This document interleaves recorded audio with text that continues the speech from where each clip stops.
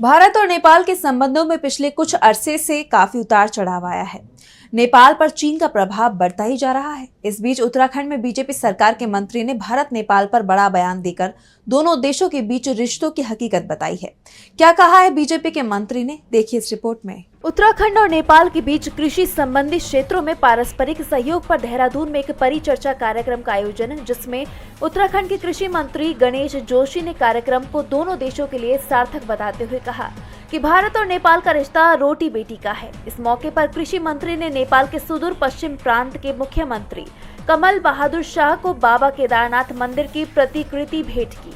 वहीं कमल बहादुर शाह ने भारत और नेपाल के बीच गहरे सामाजिक, सांस्कृतिक और भौगोलिक संबंधों पर कहा कि दोनों देशों की जीवन शैली, खान पान, पहनावा और धार्मिक आस्थाएं एक दूसरे से बहुत मिलती जुलती हैं। विशेष रूप से उत्तराखंड राज्य, जो नेपाल की सीमा से लगा हुआ है, यहाँ के लोगों का नेपाल के लोगों के साथ सदियों से सामाजिक और सांस्कृतिक मेल जोल रहा है। उन्होंने कहा कि दोनों देशों के बीच की ये मित्रता केवल कूटनीतिक स्तर तक सीमित नहीं, बल्कि जन जन के दिलों से जुड़ी हुई है। उन्होंने कहा कि भारत नेपाल की ये अटूट मित्रता हमारी साझा विरासत है, जिसे हम आने वाले समय में और भी मजबूत करेंगे।